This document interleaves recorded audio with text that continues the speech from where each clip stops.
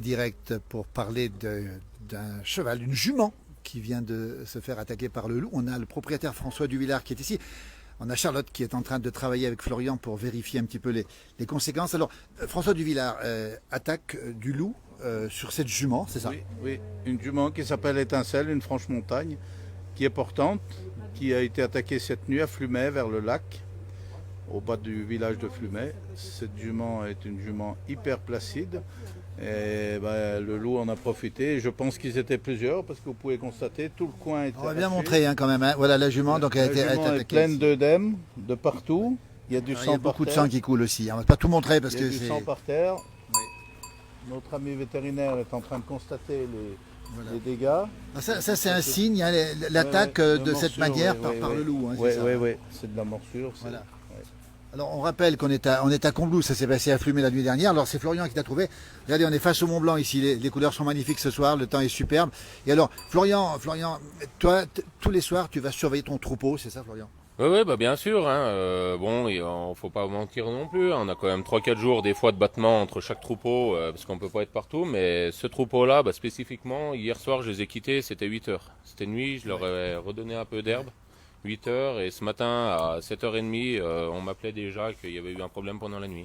Voilà. Et donc cette jument, tu l'as trouvée ce matin dans quel état? Parce que là on voit effectivement, alors Charlotte qui est vétérinaire, elle travaille, elle est en train de prendre la température, tout ça. On voit des œdèmes, on voit du sang qui coule un peu partout. On va pas tout montrer de près parce que c'est assez impressionnant quand même. On est sûr que c'est le loup, Florian? Moi, je viens de quitter l'OFB, qui sont pas à 100% L'Office de la sûrs. biodiversité, Voilà, hein, l'Office fédéral de la biodiversité de la Savoie. Oui, oui.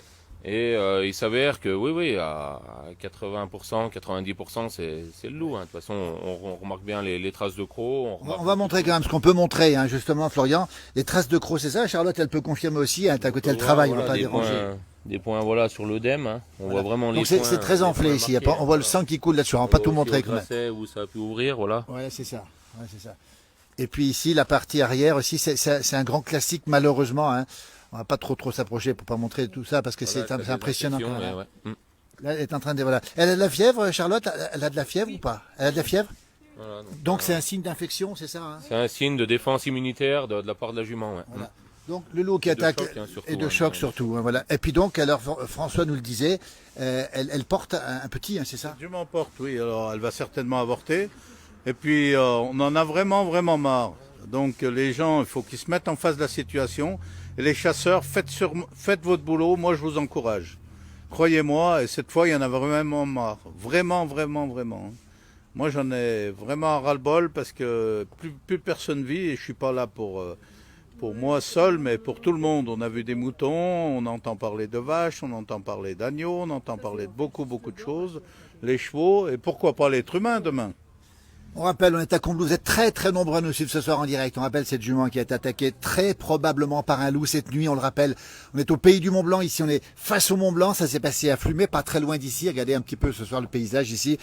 Charlotte qui vient du cabinet vétérinaire de tous les symptômes sont là, Florian, d'une attaque du loup, hein, c'est ça, hein? Ah bah tous les voyants sont là.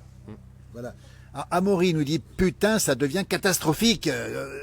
Ça dure, et alors vous, ce que vous dites, qu'est-ce qui se passe quoi? Tout mon soutien. Qu'est-ce qui se passe? Il faut arrêter, quoi. C'est bon. Là, au bout d'un moment, il faut arrêter. Faut pas oublier qu'une louve peut faire entre 8 et 10 petits par an. Elle fait 2 portées. Imaginez-vous le paquet de loups qu'il y a en France. Donc, il faut arrêter, il faut revenir les pieds sur terre. Les loups, il y a des parcs animaliers. Il faut les mettre dans des parcs animaliers et puis essayer de faire le tri. Et là, c'est plus possible. Et puis, attendez, l'hiver va arriver, il y aura encore plus de dégâts. Alors, vous dites que vous êtes inquiet parce que vous avez pas mal de chevaux. Combien de chevaux vous avez, vous, à peu près? Environ 150. Ouais. Ça veut dire que en ce moment, vous dites, Pascal Pavillet, vous dites de tout cœur avec toi.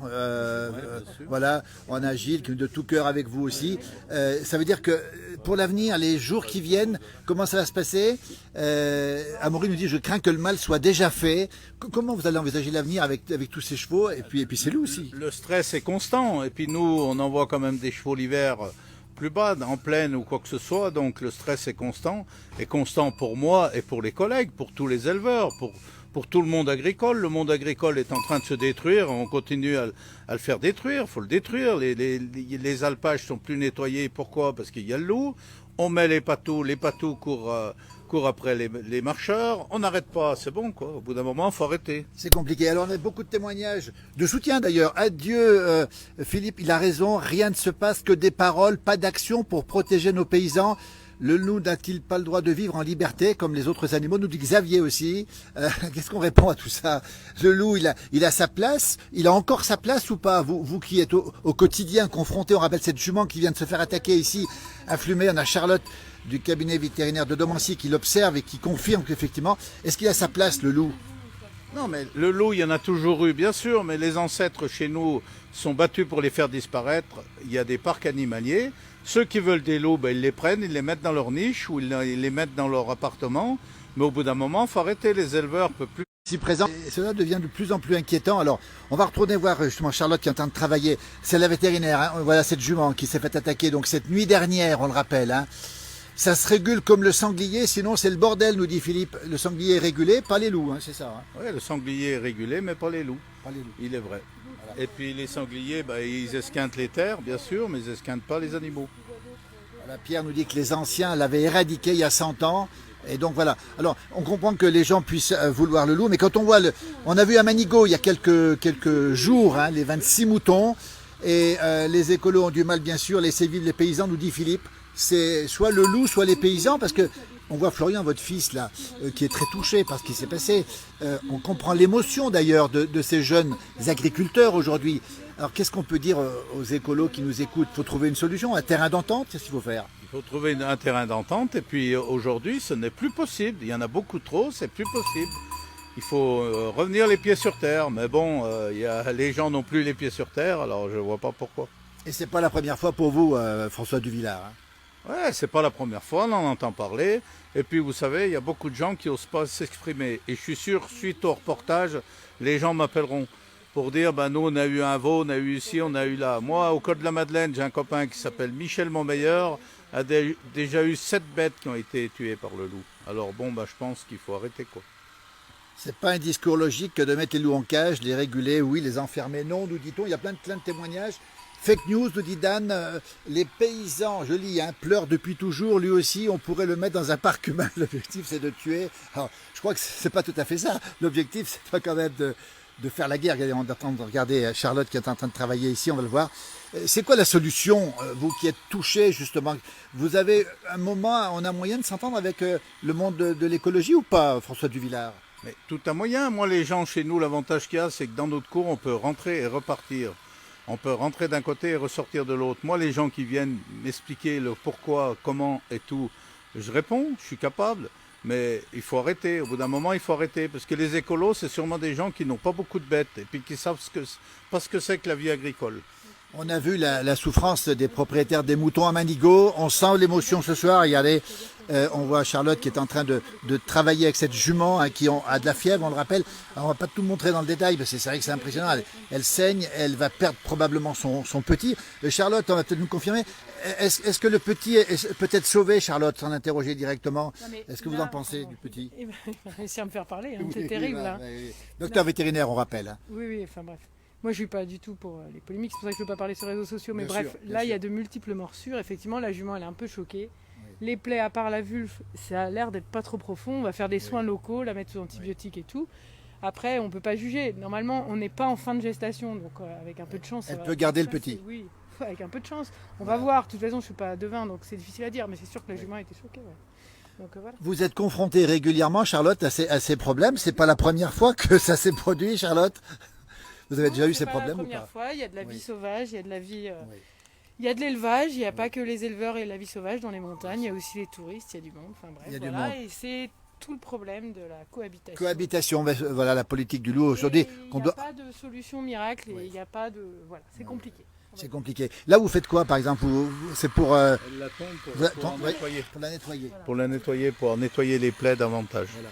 Ouais. On va montrer un petit peu, voilà, effectivement, les traces ici de cette jument hein, qui a été attaquée, effectivement. Alors, Séverine nous dit, est-ce que c'est pas un chien errant, Florian? C'est impossible. Alors peut-être Charlotte pourra répondre, non? Les symptômes... On ne peut pas distinguer avec les morsures. On sait que c'est un grand canidé, après lequel j'en sais rien. Voilà. Mais par contre, après, c'est plus, il faut demander aux gens qui connaissent. Oui, mais un chien errant va attaquer, il va attraper une patte, un truc comme ça. Mais le loup, il est là, il a envie. Il n'a pas pu l'attraper au cou. S'il avait pu l'attraper au cou, il ne serait plus là, malheureusement.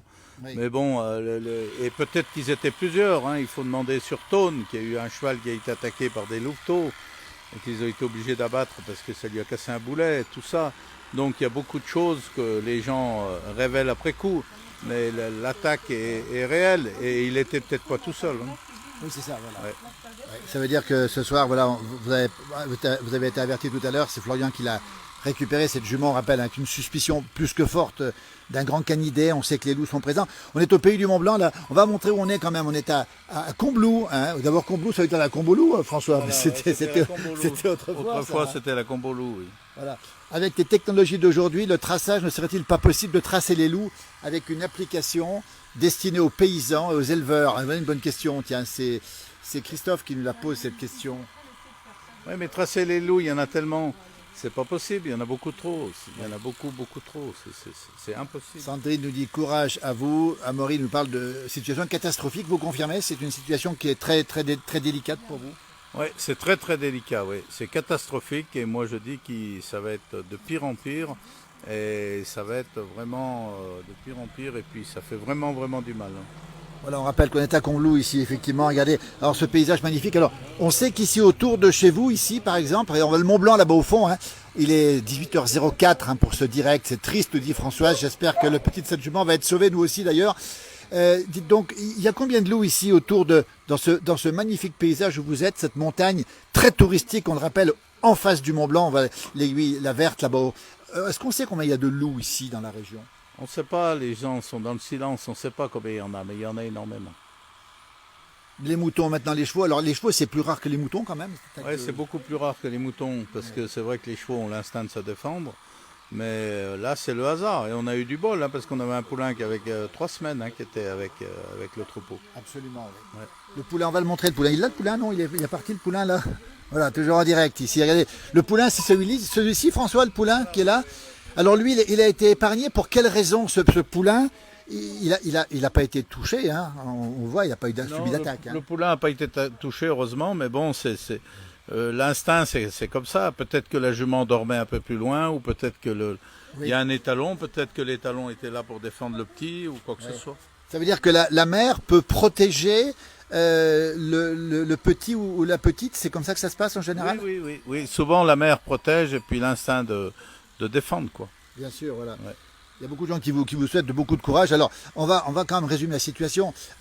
Évidemment que le loup, on a envie de l'avoir quelque part, mais aujourd'hui, la cohabitation, on en parlait tout à l'heure avec Charlotte, vétérinaire, docteur vétérinaire, c'est plus possible cette cohabitation. Alors, on nous dit aussi qu'il faut éliminer les loups, cela a été fait après la guerre. Arrêtons ces absurdités de protection d'animaux nuisibles, c'est Gisèle qui parle. On arrêtera de détruire leur domaine, ils ne seraient pas obligés de descendre dans les plaines pour se nourrir. Alors, peut-être, oui. Mettre des patous. Dans ce cas, éliminons les pumas et les rhinocéros, nous dit Xavier. Alors, les patous, réponse ou pas par rapport aux chevaux? Les patous, le problème c'est qu'il y en avait au Montjoli. Nous, on avait des chevaux sous le Montjoli. Eh ben, les gens se faisaient attaquer par les chiens, ce qui est normal. Les patous sont là pour défendre. Donc, c'est le cas de le dire, ça se mord la queue, quoi. Ça n'arrête pas. Ça n'arrête pas. Alors, donc, le patou, c'est normal. Il est là pour défendre son patrimoine, hein, défendre ses animaux. Il est là pour. Donc, au bout d'un moment, il faut qu'on arrête, quoi. Beaucoup de gens en direct, hein, 172 personnes en direct qui nous suivent. On rappelle, hein, cette jument attaquée, probablement, alors on reste prudent, mais c'est à 80-90%. Et on voit le docteur vétérinaire ici, Charlotte, qui est en train de s'occuper de cette jument qui a un petit peu de fièvre. On la voit. On peut, voilà. C'est un peu délicat parce que là il y a un œdème, hein, c'est ça, hein, c'est un œdème qu'on trouve ici. Oui. Un œdème. Et la bête, elle est traumatisée, elle reste pourtant assez calme. Hein. Oui, parce que c'est un tempérament quand même assez calme. Ouais. C'est une jument facile. Ouais. Voilà. Ça veut dire que la nuit prochaine, Florian, la nuit prochaine, demain matin, quand vous irez retrouver vos chevaux, comment ça va se passer? On a plus d'inquiétude quand on a eu ça aujourd'hui, par exemple? Bien sûr, on est inquiet. Hein. Là, déjà, dans l'urgence, on a sauvé les plus vulnérables, hein, le plus jeune là, de 15 jours. Et puis voilà, après, on sait pas. Après, malheureusement, on ne peut pas les dormir. Déjà, se dédoubler, aller dormir dans tous les parcs et puis surveiller tous les chevaux. Hein. C'est quoi la solution? Parce qu'on nous pose. Il y a énormément de gens qui nous regardent. Hein. Cyril Pavillet, bien triste, c'est souvent, on nous parle de bien-être animal. On te salue Cyril du côté de Marteau, hein, justement, que tu connais forcément, Oui, François. oui, Le monde agricole se connaît bien. Bon courage à vous, il va rester le fusil. C'est pas une solution, Florian, le fusil? Bah, le fusil, oui et non, hein, parce qu'aujourd'hui on est en surpopulation avec le loup. Hein. On le voit, il y a eu des comptages qui ont été réalisés, donc aujourd'hui on va pas dire extermination, mais on va dire déjà régulation. Voilà. C'est déjà une bonne chose, parce que qu'il y en ait un ou deux qui puissent dans le gibier sauvage, tout ça, ça fait de la biodiversité. Voilà, on est dans un beau monde. Après, là, quand ils se mettent à plus trouver dans le gibier assez à manger, puis qu'ils se mettent sur nos animaux d'élevage, bon bah là c'est là où on peut se poser la question de la régulation. Voilà. Alors il y a Micheline dans le Valais qui nous apporte le soutien, beaucoup de témoignages de soutien. D'ailleurs, le monde agricole est très solidaire, François Duvillard, par rapport à ce loup. Il y a une forme d'unité. Vous êtes tous vous parlez avec le même son de cloche globalement. Normalement, tous les agriculteurs sont quand même solidaires pour ça, heureusement, parce qu'il est vrai que s'il y a du dégât énorme. Et puis, ce qui se voit pas, le loup, il court. Simplement, l'autre jour, justement, au Côte de la Madeleine, le gars a vu le loup qui courait après les chevaux et une vache. Donc, 3 chevaux qui ont sauté une barre rocheuse et une vache. Donc, si une personne n'avait pas vu, on aurait dit, tiens, elles ont eu peur, elles ont sauté. Il faut arrêter, quoi. Alors, s'il y a des bêtes, s'il y a 50 bêtes qui sautent à un endroit et puis qu'on ne voit pas le loup, 50 bêtes perdues. Et puis, voilà. Bien sûr. Puis, on est tout seul à pleurer. Vous vous sentez peu soutenu. On sait que la nouvelle ministre de l'Agriculture, Annie Genevard, hein, qui est mairesse de Morteau, dans le Haut-Doubs et qui est concernée, elle a dit qu'il y aurait une évolution. Vous ne croyez plus vraiment aux politiques ou vous y croyez encore? Moi, pour l'instant, j'y crois pas. Je voudrais bien la rencontrer, cette dame, pour lui expliquer exactement. Et puis, lui expliquer exactement le pourquoi, le comment. Et puis, voilà, il faut avancer, c'est tout. Maintenant, il faut avancer. Hein. Oui. Moi, L'idée, c'est de trouver une solution pour tout le monde, en fait. Conservation du loup, évidemment, peut-être d'une manière ou d'une autre. Et puis, protection aussi par rapport aux gens qui sont touchés. C'est ça que vous voulez, vous? Ben oui, surtout ça, parce que si vous voulez, c'est dans le silence. Donc, les gens sont dans le silence. Demain, il y a un gars qui trouve un animal mort. Bon, s'il voit pas comme il était mordu et tout, malheureusement, il perd son animal. Et puis, il est tout seul à la sépulture, c'est le cas de le dire. C'est un peu vrai, effectivement. Alors, on va rappeler une chose, il y a des questions qui nous viennent sur l'origine du loup. Est-ce qu'il vient d'Italie? Est-ce qu'il a été introduit? Est-ce qu'aujourd'hui, on sait que il est protégé, il est très protégé par la Convention de Berne, on est d'accord. Alors, Florence nous dit, le monde rural ne se défend pas assez. Cela dit, leur vie n'est pas des plus faciles, des plus reposantes. Et qui prend de telles mesures? Les technocrates, les bureaucrates. Attendons les grands discours, les beaux discours des politiques. Vous n'y croyez plus? On rappelle l'origine. Alors, d'où il vient le loup? D'Italie ou pas? On sait d'où il vient. On l'a réintroduit. On en a pris un peu partout. On l'a réintroduit. Hein. On l'a réintroduit. Oui. Puis ce qui va être hyper dangereux, c'est que le loup, il a pas il y a personne qui le poursuit ni quoi que ce soit. Il va couvrir des chiennes. Et puis on va avoir du mélange. Et puis voilà, ça va pas s'arrêter, quoi. On rappelle en direct énormément de gens qui nous suivent ce soir. Merci à vous pour votre fidélité. On est chez François Duvillard avec Florian Duvillard, Charlotte qui est docteur vétérinaire, qui s'occupe de cette jument. On rappelle qu'il y a une suspicion forte d'attaque du loup cette nuit du côté de Flumet, donc c'est à quelques kilomètres d'ici, regardez. Alors il a été introduit dans le Mercantour, nous dit Michel, et Michel sait par qui. Alors il a des informations, Michel. On a plein de gens qui savent des choses évidemment. Et alors on va quand même rappeler une chose, c'est qu'aujourd'hui on ne voit pas venir la solution. Alors nous on a vu des gens dans certaines régions des pays de Savoie où la solution était radicale. Tout à l'heure on a évoqué le fusil. C'est pas une solution, François Duvillard? Si, pour moi, c'est une solution. Je n'ai pas peur de le dire. Je le dis ouvertement à tout le monde. C'est une solution. Moi, je ne suis pas chasseur, mais j'encourage les chasseurs. Donc, c'est aux chasseurs de faire le travail. On sait que certains agriculteurs ont des permis, hein, c'est ça? Vous l'avez, Florian, le permis Moi-même, non, mais bon, justement, on a déjà beaucoup de travail à s'occuper de nos chevaux. Bien. Donc on ne peut pas encore aller surveiller le loup, chacun son métier. Et puis c'est pas facile de traquer le loup, j'imagine. Bien sûr. Après nous on a eu justement, là on est dans les démarches administratives, on avait déjà un tir, donc on peut en prélever un de protection sur nos troupeaux. Mais sur la Haute-Savoie, bien sûr Flumet est en Savoie, donc là il faut reprendre l'échelle au départ. Et donc cette nuit, je suis inquiet, on va sûrement aller surveiller le troupeau en pleine nuit pour voir. Vous risquez de passer la nuit maintenant à surveiller les troupeaux, Florian Duvillard? Moi ou le mandaté, mandaté aux endroits les plus vulnérables, où on sait que ça a tapé une fois, on sait que ça peut être un passage du loup. Hein.